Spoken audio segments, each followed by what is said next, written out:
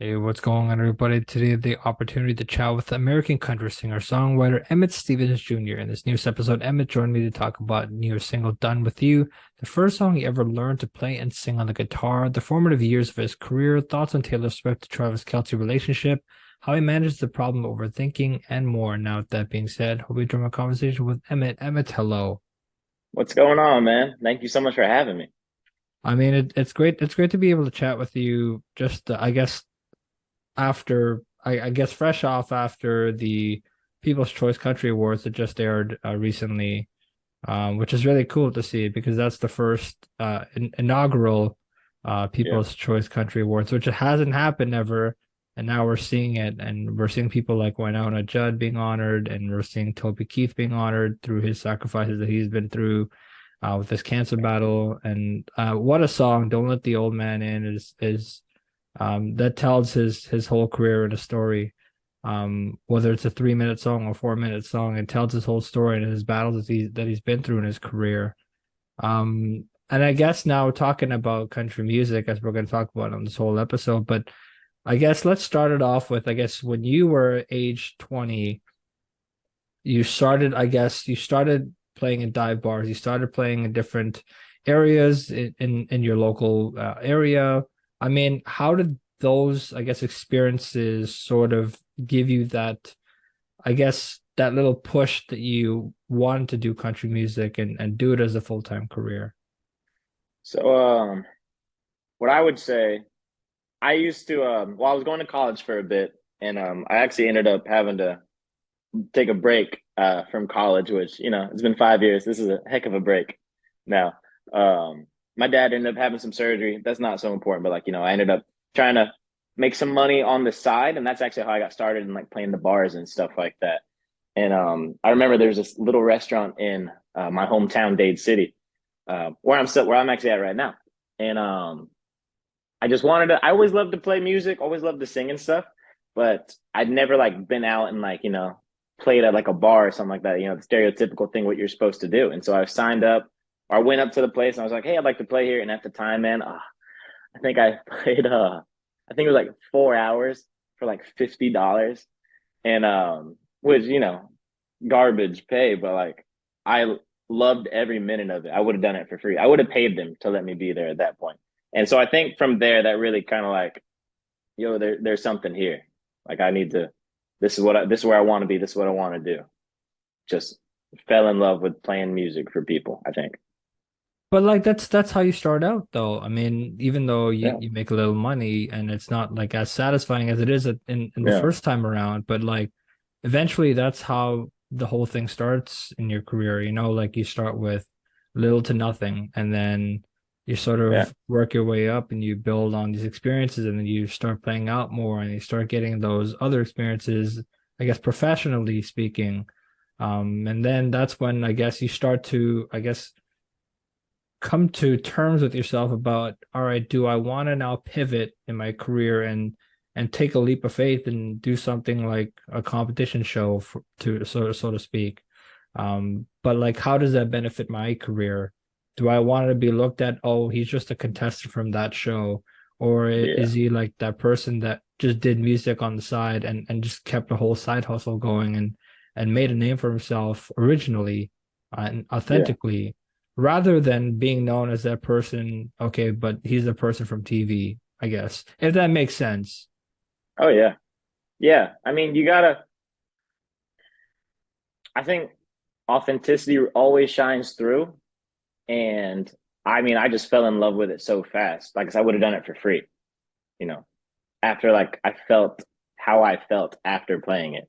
So it's kind of hard if you want to go to the, I don't know, to each their own. Everyone's entitled to do whatever they want. You got one life to live, do whatever you want to do. If you want to go do that kind of stuff. And who knows? I might, never say never. You know what I mean? Well, do you ever see yourself going on shows like The Voice or American Idol, so to speak, or do you see yourself also going to possibly America's Got Talent to start off with, or other like Yeah. small little competitions? So when I was in high school, I actually auditioned for a America's Got Talent. I remember me and my family actually drove all the way up to Jacksonville, which is like a 3 hour drive from where I live, and just for the experience. And I had no idea what it was like. And I'll tell you what, man, the camaraderie and like the bonds that you like make with people while you're there, like, because everyone there is like everyone. I wouldn't say they're there for the same reason, but everyone is there because they're passionate about their art, whatever they do. So dude, I would love to go on, either whether it's like, Idol or The Voice, especially because like, they got all the I say The Voice especially. But I think the camaraderie that you'd get from just being around the other passionate people about what you're also passionate at, which is something you don't get like with America's Got Talent per se, because there's like, different niches and different talents. But like for The Voice, like everyone's just there because they love music, they love to sing, they love to write songs.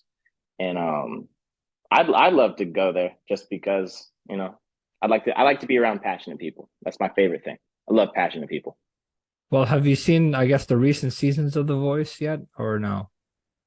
Um, so I don't watch a whole lot of TV. That is something about me. I tend to binge watch a bunch of stuff, and so I try to stay away. Every once in a while, I get hooked on like a Netflix show. Like I just watched Suits, and just like binge like the whole series.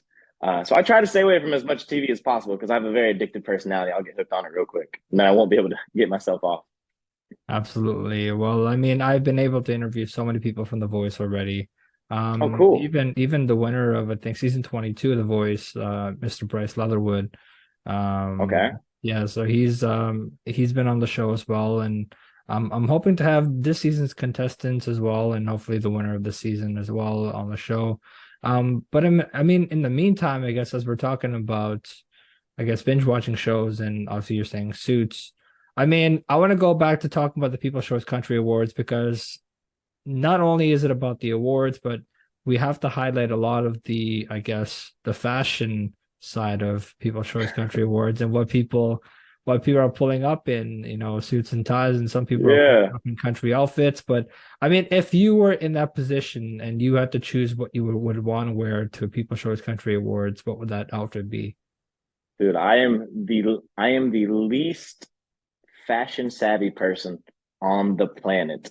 Anyone that knows me, I wear the same like Target t-shirts every day. Uh, Goodfellas, the brand. I mean, it is what it is. I wear a black t-shirt. I have this shirt. I have like 18 of these shirts.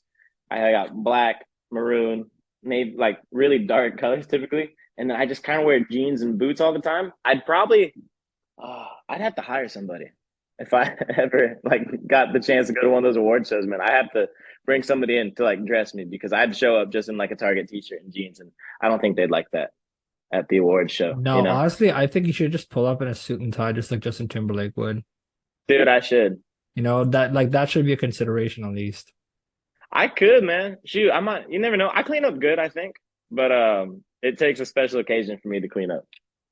Absolutely. Well, I mean, with that being said, I think I have to talk about also, as we talk about the local performances you made in your career, but like in moments where I guess in the tough moments when you're really grinding it out and you're trying to make a name for yourself in music and the industry, um, I guess there comes a lot of hurdles, so to speak, and there comes a lot of roadblocks, and you have Yeah. to navigate through that and find your way through that, I guess, that dark tunnel. But like, I guess keeping yourself grounded through, I guess, your deep rooted faith has been a key aspect of I Yeah. guess your growth in music. Is that accurate? Oh yeah, for sure. So my dad is a pastor, and he has been a pastor. I'd say I'm 25, so for the last, I want to say around 15 years, maybe. Don't quote me on that, but it's around 15 years. Um, and so we started going to church when I was 7 or 8, and that's when I kind of started singing. Was like in church, And when my dad started to pastor, you got to have praise and worship music at the church and stuff. So I always like to sing. My mom's a great singer. Even my little sister can sing. Um, but we needed music, and you can't just like acapella all the time. And so that's actually probably one of the reasons I started like to pick up the guitar. I think too, because our church was needing some like we needed someone to play the songs that we were singing along to. And so I just kind of picked it up and fell in love with it. Haven't stopped since. But back to your question about the staying grounded and stuff, um, knowing that there's a greater plan and it's not always up to me what happens, I think that, sets me down. Like if something's not working out, it's not supposed to work out. If one door closes, another one opens. And if no door is opening right now, man, maybe you need to look at some other doors. You know what I mean? Yeah, I totally get that. And like I'm like I guess like I don't like to use the word I in terms of like describing myself, but like for me, it is similar in any way, shape or form of what you were just saying. Because for me, it's sort of like this thing where I kind of battle with myself, and I kind of like I'm like, do I want to do this like podcasting thing as a full-time career? Like I can see myself Yeah, doing it. It's very possible. Um, absolutely. but like at the same time, like do you have to get like a part-time role somewhere, or do you have to get a Oh yeah. do you have to go back to school and study some more in radio and get some more experiences there, and then sort of build a reputation with some professional people through like LinkedIn and stuff like that, and make connections with them, and then hopefully you get a job somewhere in a radio station, and then Yeah. you do more interviews with people that are bigger and people that are more popular. um and so that's like the thought like I've been recently like really like battling with, because I'm like, I don't know what I want Yeah. to do. Like, do I want to do podcasting full time while also like doing a part-time thing? Or do I want to do, do I want to go back to school and study more and get some more experiences? But like, Yeah. I guess it's a hard thing to really understand of like what exactly it is you want to do, because I feel like nowadays I feel like we're all sort of like battling with ourselves in our heads and like overthinking a lot of things that shouldn't be overthought. Um, I mean, is there moments where in your career you sort of like have this one thing that you think about and then another thing pops up and you're like, actually, I want to switch to that instead of like doing this at this moment? Does that ever occur? I mean, totally, especially when I like first started, I think, because like at the same time, when you start from the bottom, the only way to go is up. But then, as you start to like progress, like, I mean, that first roadblock, I think, is always the hardest. Because, like, it's the first time you've kind of encountered and like pushback on something. And man, I mean, there's been times like you'll be dealing with someone that like, you like either trust or like you respect or you look up to, and then they just don't turn out to be who they say they are, or they don't always have the most pure intentions. And that can be really disheartening. Because you go in like bright eyed and bushy tailed, like the world's your oyster kind of thing. But you know, so there are some bad people out there. I think there's more good people than bad people, but there's definitely some people that can make the waters a bit murky. So I think being true to yourself and knowing what you want and being able to surround yourself with people that support you, that's a big thing too for me. I don't have a big circle of friends. I keep to about 4 to 5 guys I went to high school with, like they're my close friends, and then and I tell them everything, and they're gonna watch this, so they're gonna, they get the shout out. Um, but I keep them around because they remind me of who I am, and they're quick to either call me out on something, or if I'm, dealing with like this new person on a professional level, or personal level, whatever. They're quick to say like, I don't know if this person is like, good for you, and I'll take that with a grain of salt, and I'll be like, all right, should I like, take a step back? Should I like, reassess, reevaluate? Because I trust my friends' opinions, and I try to make sure I keep friends that have good opinions. Absolutely. Well, I mean, I want to also talk about you talked about how you picked up the guitar Yeah. fairly young. Do you remember what the first song that you learned on your guitar was? Yes, the first song obviously was like "Smoke on the Water." The dum dum dum dum dum dum. So that was the first song I learned. The first song I ever learned how to play and sing. Um, I was a huge Ed Sheeran fan. Loved Ed Sheeran, and he had a song called "The A Team," and to this day, it's my most oh, it's not my most embarrassing video on there, but if you go look up like Emmet Stevens Jr., the A Team on YouTube, there's a really old video of a very young me that is singing in my parents' bathroom and covering the A Team. And to this day, if my friends will, they're very likely to pull it up just to remind me of where it all started and stuff. It's a very humbling experience to hear young me sing that song. Yeah, absolutely. Well, I guess we'll have to put this clip in there somewhere. No, I'm joking. I mean, Oh man. there's got to be, I guess, like for me, like I used to play guitar when I was so little. Oh, Um, cool. You don't and play like anymore? no, I don't play anymore. Oh, why'd you give it up, man?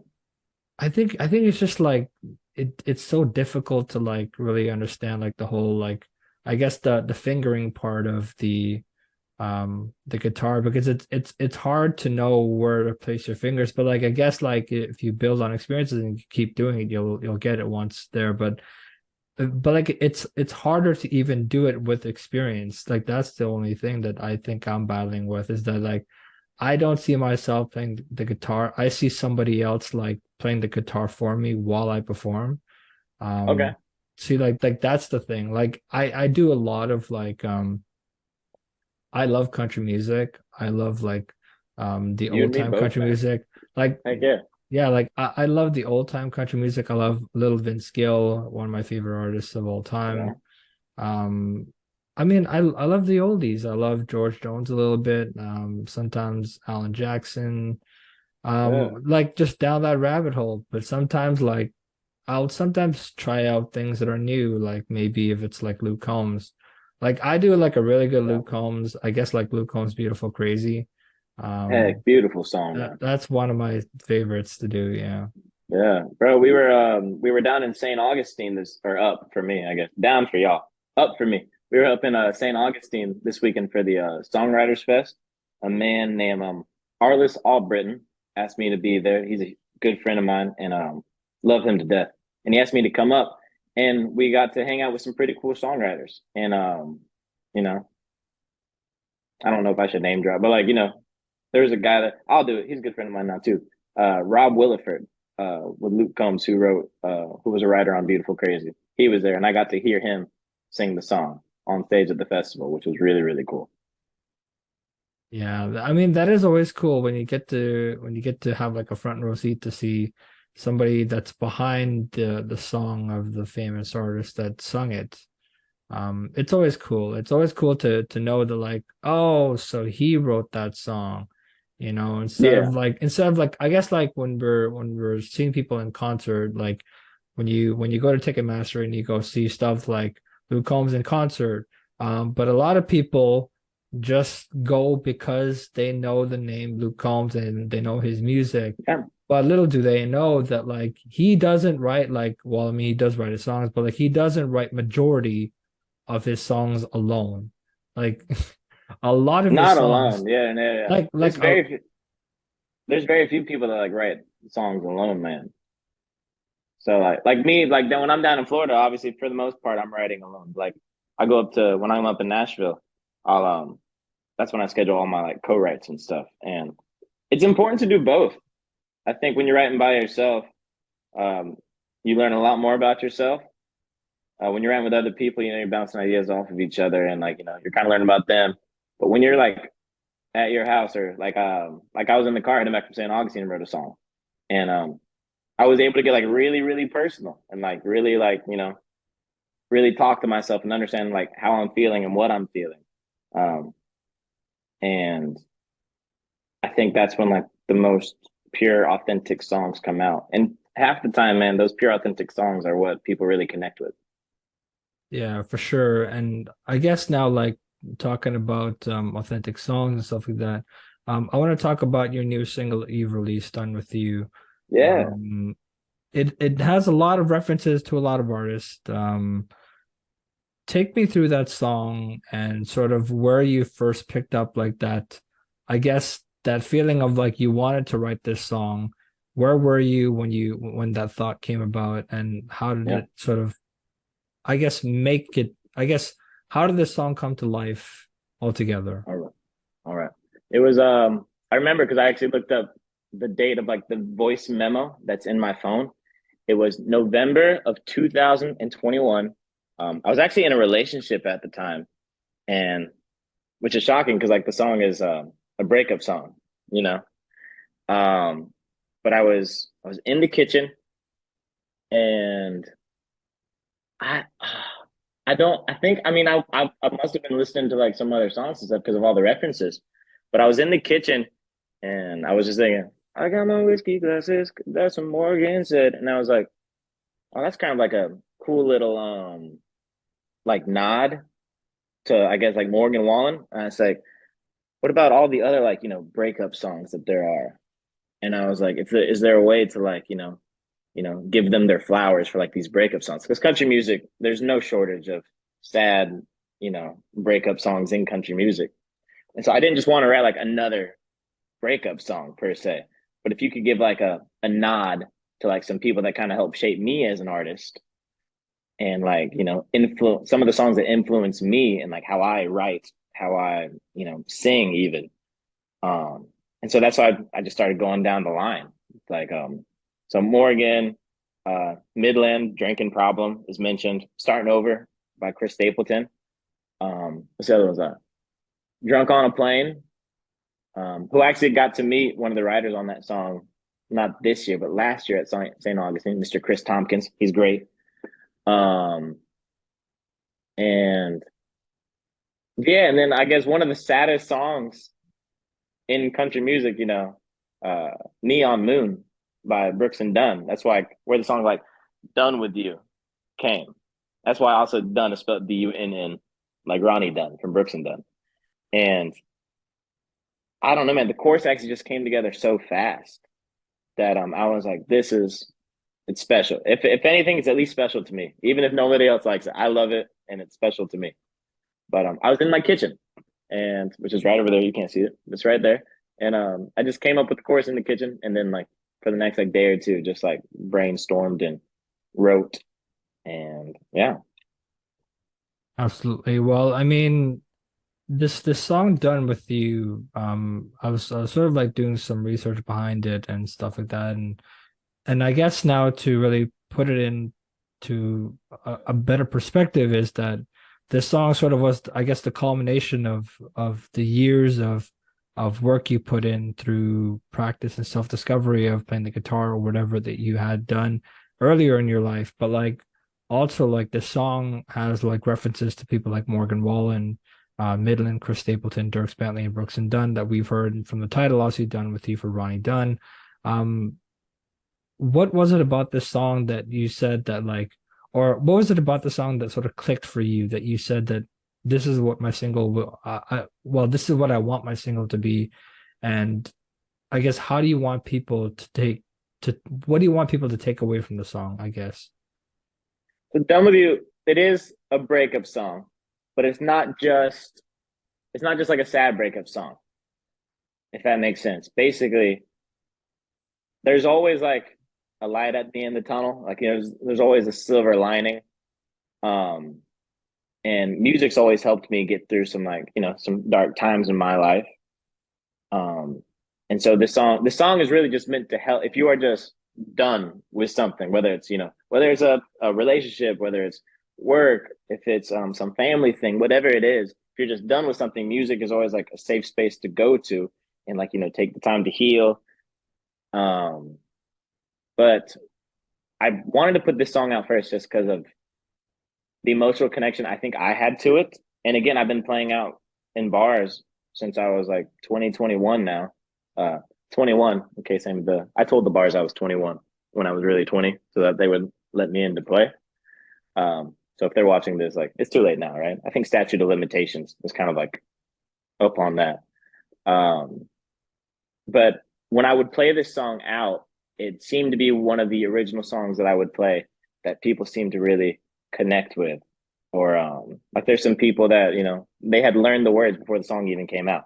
Like there's some people that knew the song like over a year ago because when they would come see me play, they'd either record it and then they would just listen to it like throughout their week on their phones. And so when I was able to like say like I'm putting this song out, it's really cool to like see people like singing along. Like I got some videos sent to me by some buddies, um, that of them singing the song, and that's that's a good feeling. It's a very good feeling, and I get emotional when I think about it because it's um it's a good feeling. I'm not gonna cry. It's a good feeling. Yeah, absolutely. Well, I mean, it's a great song, and obviously, there's, I guess, so much to take away from that, and I guess like we'll leave that to the audience and how they will react to the song. But I mean, I guess to wrap up with a few more questions here, I guess the only questions I've left is, I guess now, if we take this whole, I guess if we look back on your career so far, I guess there's been a lot of years where I guess you would call it the transformative years, I guess, of your career. Um, and there's been years where you felt like this points of your musical journey, there's been formative ones too. Um, when did you know that like the whole thing was sort of transforming, and I guess when did you know that the whole thing was forming in terms of your career? Let me think.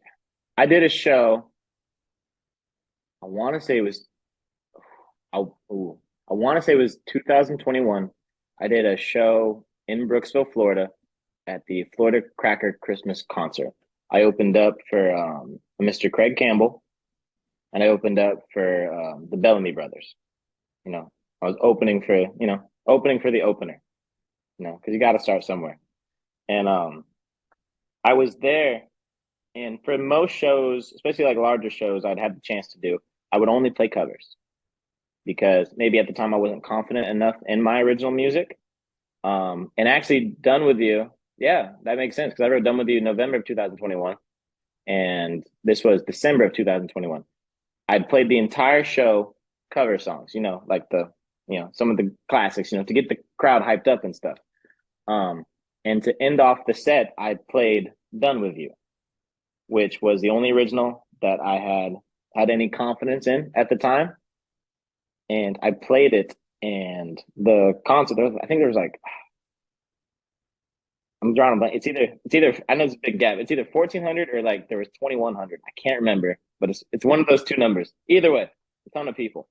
And I played Done With You, and the crowd just like, they they just went crazy for it. They loved it. And it was one of the first times I'd felt that my music, like my art, something that I had created, something I wrote, my baby.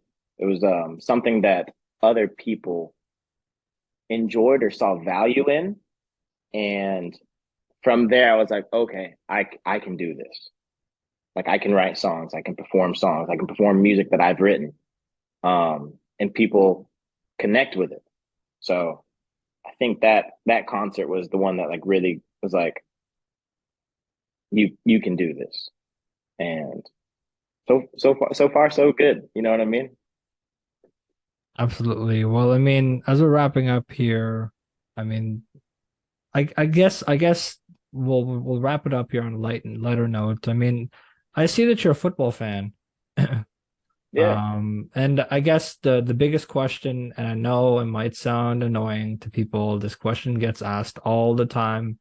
Right now, even on TikTok, the biggest trend obviously is Travis Kelce and Taylor Swift. That is what, yeah. That is the trend. What are your thoughts on it? Because Oh I'm man. because I'm curious because as I guess as yourself as a football fan, I guess it's more intriguing to know what you think as a football fan than Yeah. a person just seeing it a person that's not a fan of football, but a person that's just seeing on TikTok.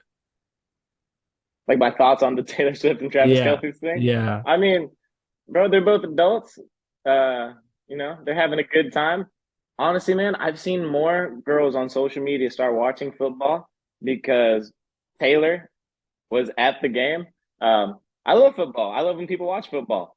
I hope they don't drive up the ticket sales too much so I can still afford to go. But nah, man, if they're happy, they're happy. Let them, I think they're cute together. I think they'd have huge babies. Aren't they both like? Isn't how tall is Taylor? Taylor's really tall, and Travis is a huge dude. They'd have huge kids. Yeah, I mean, who do you think is gonna win the Super Bowl this year? Oh, bro, don't do that to me. So I'm a Buccaneers fan. So obviously, we're not a we're not a contender, to say the least. Um, Honestly, bro, I think it'd be kind of cool to see the Chiefs do it. My best friend in Nashville, he's a huge Chiefs fan. Um, so I don't know. I'm gonna say the Chiefs because of my buddy Colin. That's what I'm gonna say. I guess we're all going with the Chiefs just because it's Taylor Swift. Also, Let's it'd be be cool to see honest. Taylor at the Super Bowl. Maybe she'll do the half. Exactly. Have they decided who's doing halftime this year? I don't think Taylor's doing anything for the halftime show. I think she was offered to do it the halftime show and then she declined. Oh, Um, so that's interesting. I know okay. that Usher is performing at the halftime show this year. Oh, That's that's pretty one cool. that's the headliner. So I mean it would be entertaining either way, but like Usher to me, in my opinion, I don't think has, I guess, enough songs where it gets the crowd hyped enough. Like that's just my opinion. I think there should be like they should have chose better. They've had better options to choose from.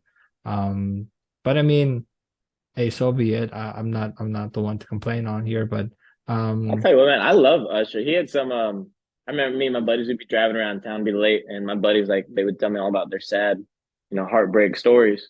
Which is where some of the songs I write come from. Is from like their, poor life decisions. But man, I remember we'd be like leaving Chili's, and we would just be driving around our little town, listening to Usher, "Let It Burn." My buddy, yeah, my buddy does a nice little rendition of "Let It Burn." Especially when it's like 11:30 at night, and had a couple, he's had a couple drinks in him.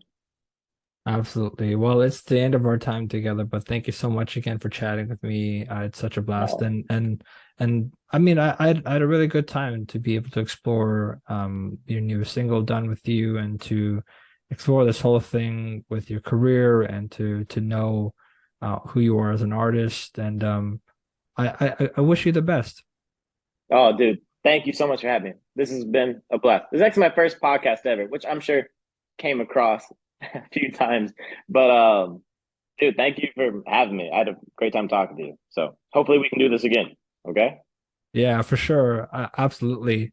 I mean, well, let's hope that the let's hope the Chiefs can win the Super Bowl. Because Fingers I would crossed, love man. because I think like not like I'm not saying that I want the Chiefs to win just because of Taylor Swift. Well, I think that's the main point that everyone's trying to get across. But like at the same time, Yeah. I think we all want the Chiefs to win just because we want to see the coach get more cheeseburgers in again. Oh, of course. Just because we Of we course. know that he loves cheeseburgers. I'm a Who fan. doesn't though, man? And I listen, love cheeseburgers. I love cheeseburgers too. McDonald's cheeseburgers are the best, I will Oh say. yeah. Nothing Heck yeah. beats them. Um, well, I mean, thank you so much again for chatting. I had such a blast. And if you want to connect with Emmet, you can find him on Instagram, Facebook, Twitter, and on TikTok. To help Yeah. support my show, please feel free to share with family, friends, or on social media. You can also find me on all podcast streaming platforms. I've been your host, Jigme Kelsang. Thanks for tuning into the show.